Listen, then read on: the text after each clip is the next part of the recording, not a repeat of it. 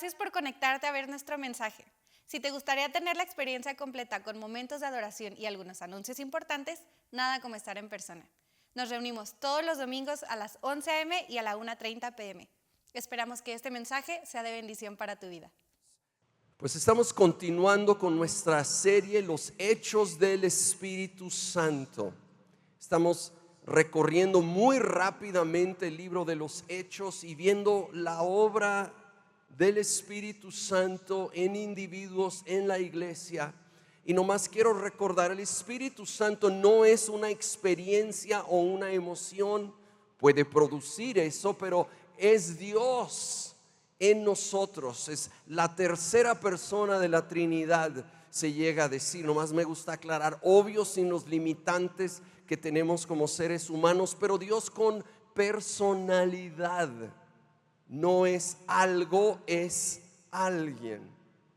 Y lo hemos visto a través de lo que llevamos recorrido en esta serie. Y luego llegamos a Hechos capítulo 10. Ahora, para apreciar lo que sucede en este capítulo, debemos recordar que aunque Dios siempre ha amado a todo el mundo y siempre hubo salvación para el que puso su fe en el único Dios verdadero, su pacto de bendición era específicamente con el pueblo judío hasta ese momento.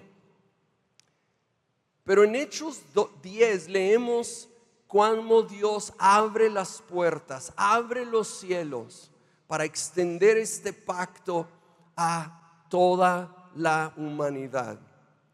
Encontramos a un hombre llamado Cornelio, un italiano, gentil, no judío, un centurión en el ejército romano, en lo natural un enemigo del pueblo judío, porque de nuevo era centurión del ejército romano, del imperio romano que estaba oprimiendo al pueblo judío. Sin embargo, este hombre en particular era devoto a Dios, y voy a parafrasear, Dios le indica que mande hombres de parte de él a buscar a un tal Pedro y traerlo de regreso. Simultáneo con esto, Pedro está orando y tuvo una visión. Tuvo una visión donde se vio todo tipo de animal que para los judíos y ante la ley judía eran impuros. No se podía comer ese tipo de animal. Y oyó una voz que le decía: toma y come. De animales como el cerdo y otros que era prohibido en la ley judía comer. Y él contesta: no, jamás he comido algo impuro. Pero la voz de Dios le insiste y le dijo: lo que Dios ha purificado, tú no lo llames impuro. Así que te tengo una buena noticia. Sí puedes comer esas tripitas y buche y cabeza y lengua y ojos. No sé si sea saludable, pero por lo menos no es pecado, ¿verdad? Ya no estamos bajo la ley. Y aquí Dios estaba revelando algo obvio, mucho más grande que el asunto de la dieta. Esto representaba el hecho de que ya no llamara impuro a las personas que no eran judías. Lo mismo sucedió 3 veces, y en eso llegaron estos hombres de parte de Cornelio. Entonces Pedro acepta ir con ellos y llega a la casa de Cornelio. Ahora sí quiero leer en Hechos capítulo 10, versículo 27. Pedro entró en la casa conversando con él y encontró a muchos reunidos.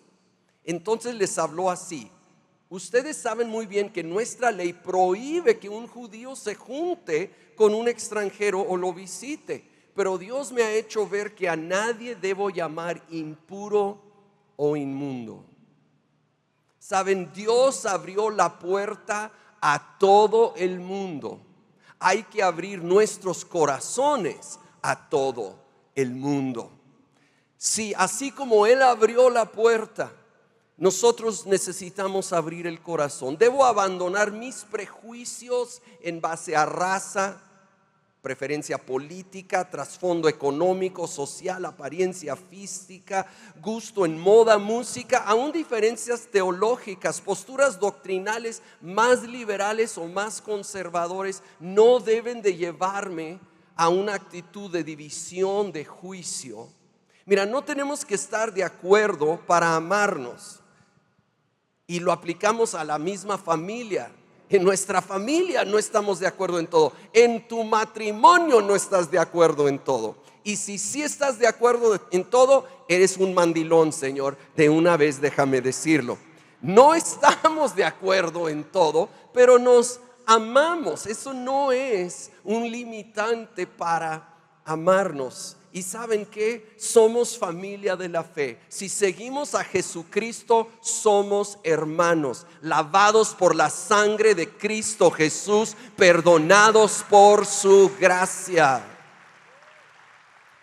Y si Él ha perdonado a mi hermano, a mi hermana, ¿quién soy yo para guardarle rencor y para juzgar?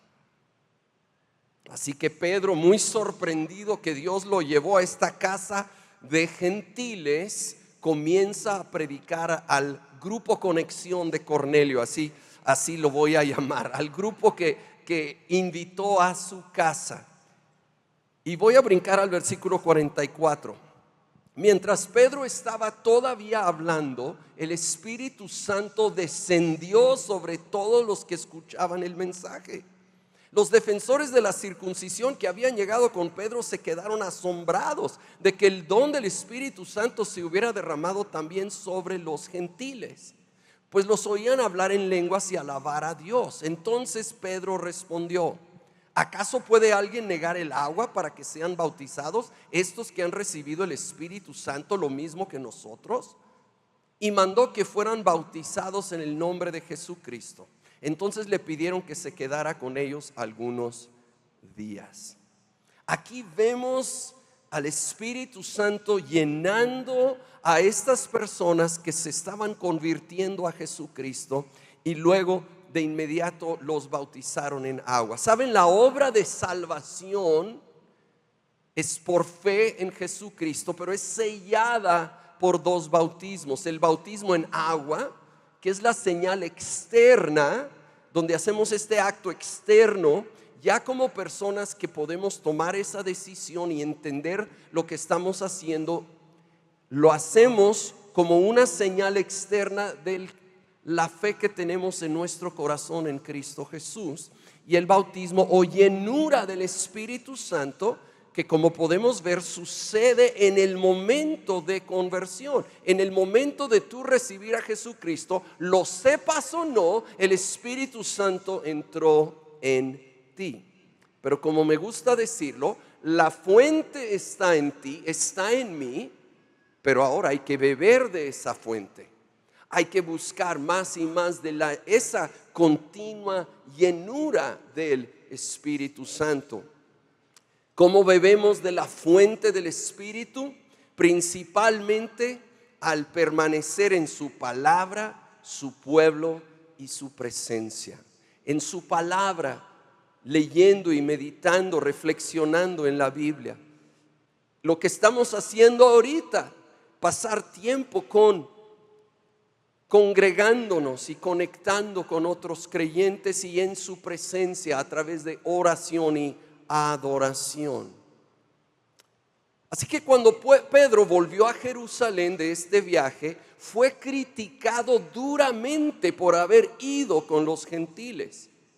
Ahora, luego de escuchar su explicación de por qué fue, cómo Dios se lo reveló y cómo Dios respaldó, se calmaron y glorificaron a Dios. Ahora te pregunto, ¿no hubiera sido mejor escuchar primero antes de criticar y luego tener que corregirse? Pero tenemos esa tendencia. Así que yo debo escuchar y tratar de entender al otro primero, antes de llegar a mis conclusiones y expresar mis críticas. ¿Sí? ¿Qué tal si hacemos la disciplina de escuchar primero? Tal vez de todos modos no estaremos de acuerdo, pero a veces eso va a dar claridad y aparte nos va a ayudar a calmarnos. Apliquemos esto, sí, en nuestro matrimonio o con nuestros hijos. Por algo Dios nos dio 2 oídos y solo una boca. Hay personas que parecen tener un oído y 2 bocas. No sé cómo funciona eso, ¿verdad? Pero necesitamos escuchar más y hablar menos, sobre todo cuando es para criticar o juzgar. Y creo que vamos a poder tener mucha más armonía. Y bien, ahí ya empiezan a entender, Dios está obrando de una nueva manera, ha abierto la puerta a todo el mundo. Ahora voy a brincar al capítulo 15 porque tiene relación con esto. En el capítulo 15 de los Hechos surgió una controversia que de nuevo tiene mucha relación con lo que sucedió en el capítulo 10. Los judíos tradicionalistas insistían que para ser salvo, aparte de recibir a Jesús, tenías que seguir la ley de Moisés como un judío. Pablo y Bernabé argumentaban que no era así y provocó un conflicto tan grande que se llamó a un concilio, lo llaman, una asamblea del liderazgo de la iglesia en Jerusalén para definir el tema. Ahí Pedro tomó la palabra y les recordó lo que sucedió con Cornelio, cómo Dios salvó a gentiles que no estaban bajo la ley y fueron salvos sin la ley. Así que el liderazgo de la iglesia fue dirigida para establecer que efectivamente no era ni es necesario seguir la ley del Antiguo Testamento para seguir a Cristo. En Hechos 15 lo leo, versículo 28, porque pareció bien, fíjate cómo lo dicen, porque pareció bien al Espíritu Santo y a nosotros no imponerles mayor carga que estas cosas esenciales. Que se abstengan de lo que ha sido sacrificado a los ídolos, de sangre, de la carne de animales que han sido estrangulados y de fornicación. Si se guardan de tales cosas, harán bien, pásenla bien. Dice, le pareció bien al Espíritu Santo y a nosotros que efectivamente no ponerles esta carga de que tienen que seguir la ley. Es interesante la combinación de la dirección del Espíritu Santo y lo que ellos mismos pudieron analizar, estudiar, entender, observar. Saben, ser guiado por el Espíritu Santo no está peleado con usar nuestro razonamiento. De hecho, nos puede ayudar al estudiar, a comprender mejor. Solo muy importante, esto es siempre y cuando nos mantenemos con una actitud humilde, una actitud abierta, reconociendo los limitantes de nuestro conocimiento, abiertos a lo que solo se puede entender por el Espíritu. Pero con esa humildad, Dios nos llama a estudiar, a analizar, a pensar. Y entonces, con la ayuda del Espíritu Santo y nuestros estudios o consideraciones, observaciones, podemos tomar las mejores decisiones. Ahora, junto con ello menciona algunas normas que consideraban importantes en su contexto. Nomás de pasada que quede claro, esto no tenía que ver con el tema de salvación por estas cosas, sino pureza y no ser piedra de tropiezo en temas delicados en su día muy en particular. Ahora, ¿qué significa que no estamos bajo la ley? ¿Esto significa que podemos vivir como nos da la gana? En ninguna manera. Tenemos el llamado a vivir de una manera que honra a Dios, pero si no está en base a la ley del Antiguo Testamento, entonces ¿en base a qué o de qué manera lo logramos? Quiero leer un versículo que creo que nos va a ayudar. 2 Corintios 3:6. Dice, Él nos capacitó para que seamos ministros de su nuevo pacto. Estamos en un nuevo pacto ahora en Cristo. Este no es un pacto de leyes escritas, sino del Espíritu. El antiguo pacto escrito termina en muerte, pero de acuerdo con el nuevo pacto, el Espíritu da vida. Yo he dicho esto antes, pero lo quiero repetir, ¿sí? La letra de la ley mata, condena, pero no porque la ley es mala, sino porque nosotros somos malos, los seres humanos. Entonces no podemos seguir la ley. No, nunca nadie lo logró hasta que vino Jesucristo.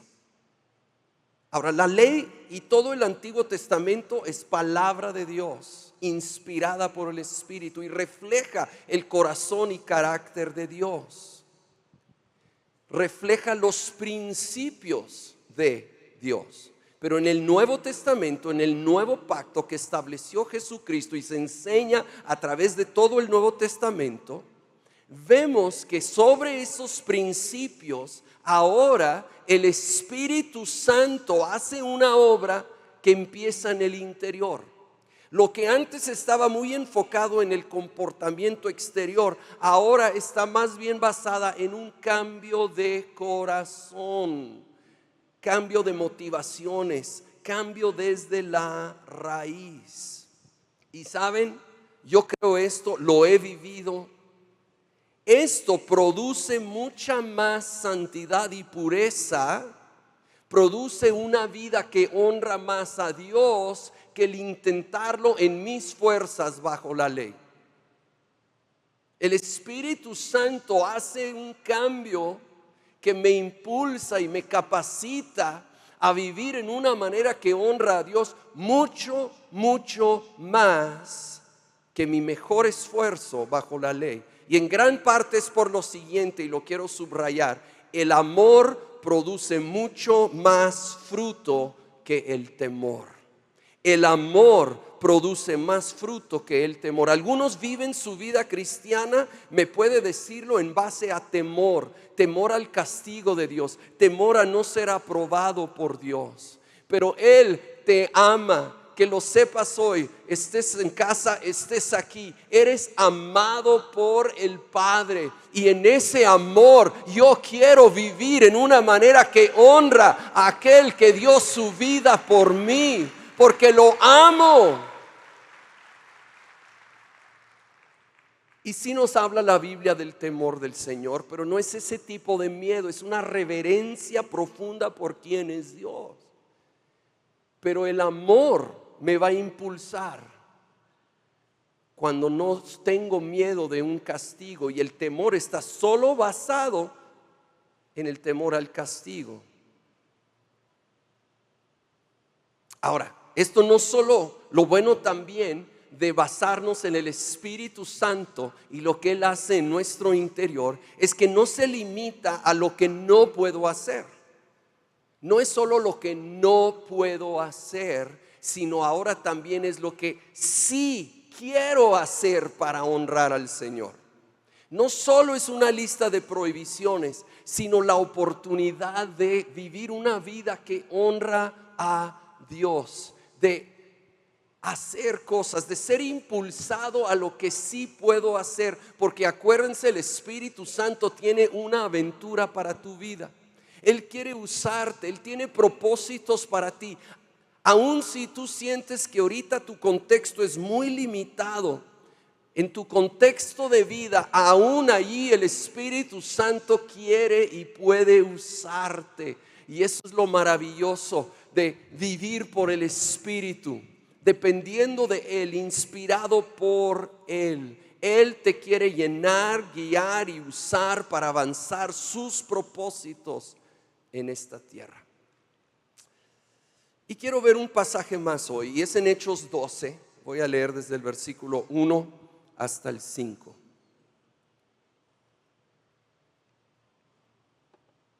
En ese tiempo el rey Herodes hizo arrestar a algunos de la iglesia con el fin de maltratarlos. A Jacobo, hermano de Juan, lo mandó matar a espada. Al ver que esto agradaba a los judíos, procedió a prender también a Pedro. Esto sucedió durante la fiesta de los panes sin levadura. Después de arrestarlo, lo metió en la cárcel y lo puso bajo la vigilancia de 4 grupos de 4 soldados cada uno. Tenía la intención de hacerlo comparecer en juicio público después de la Pascua.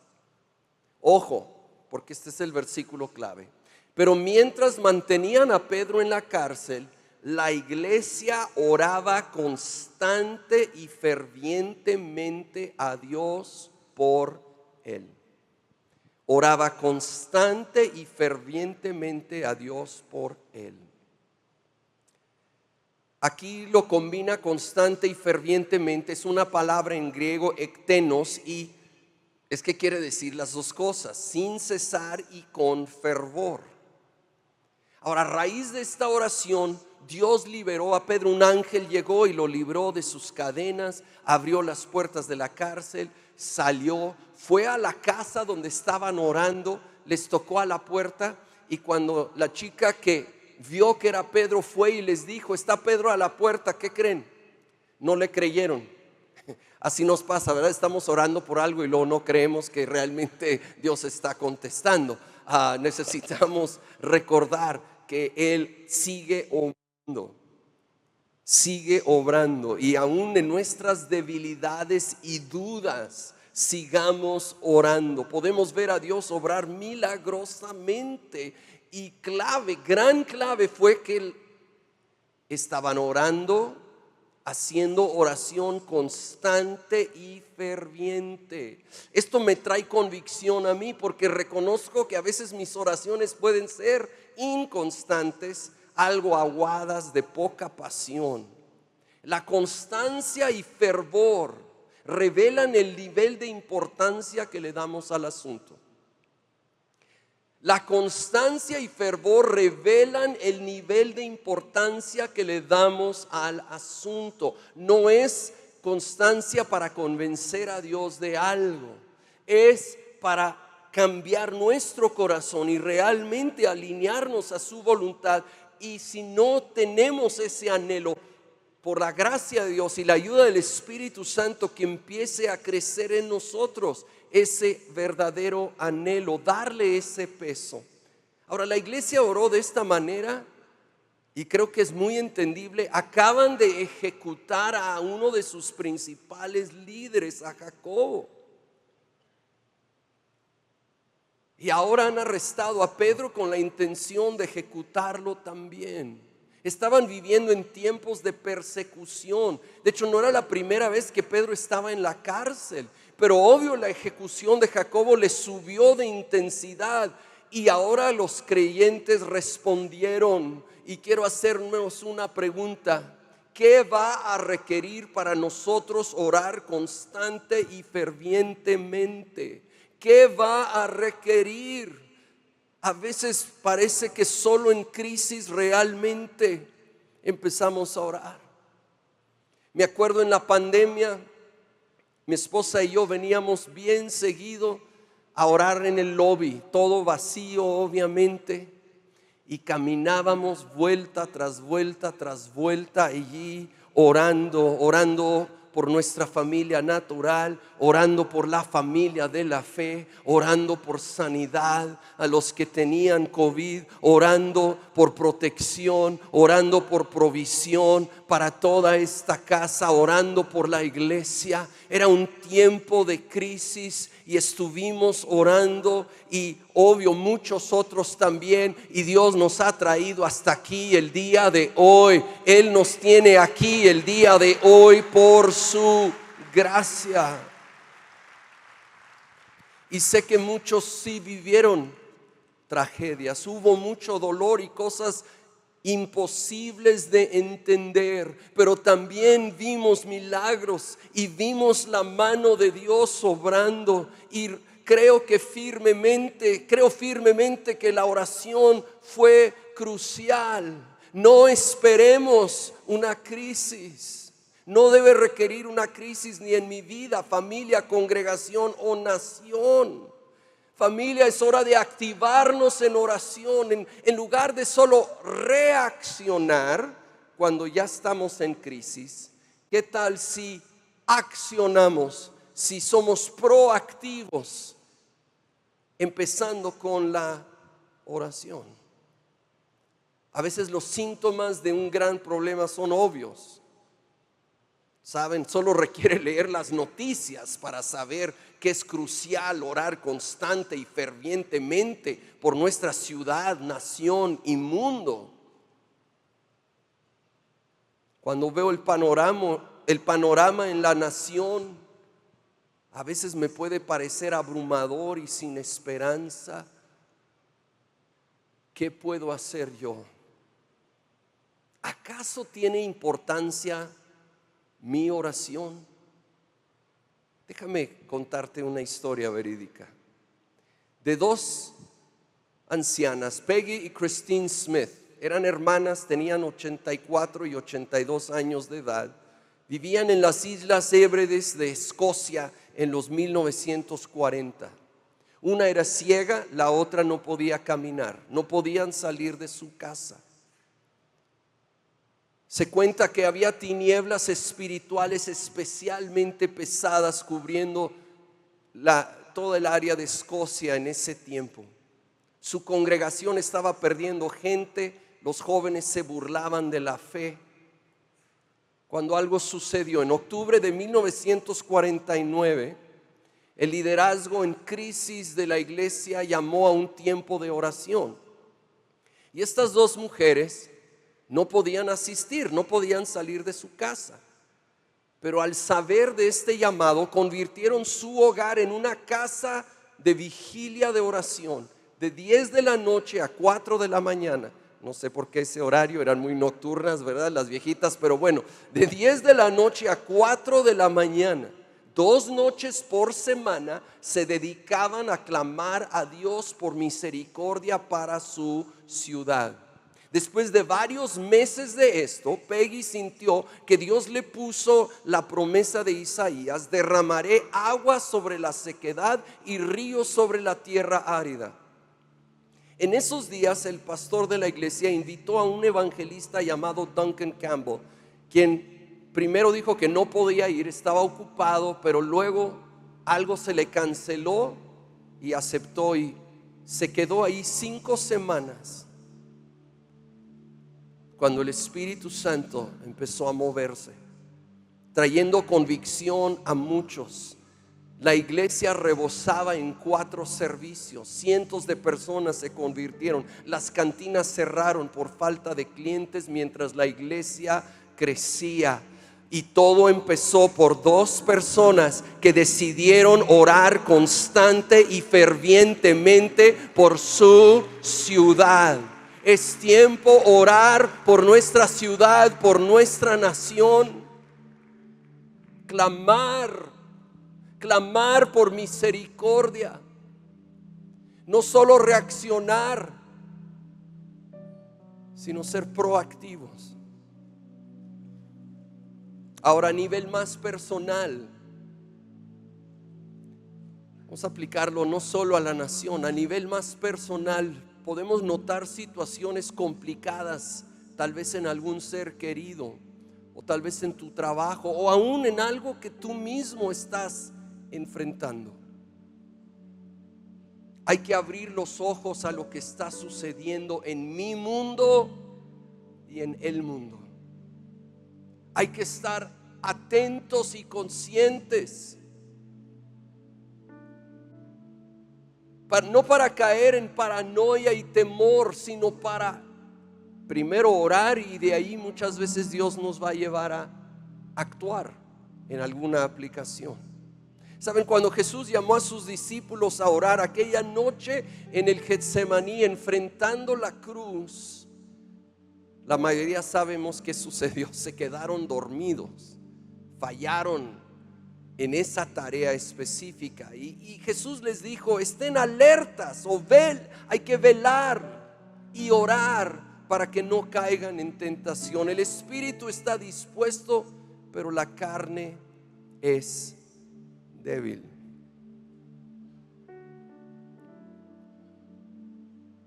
No tienen que ser oraciones largas. Yo no creo que constancia habla de la duración.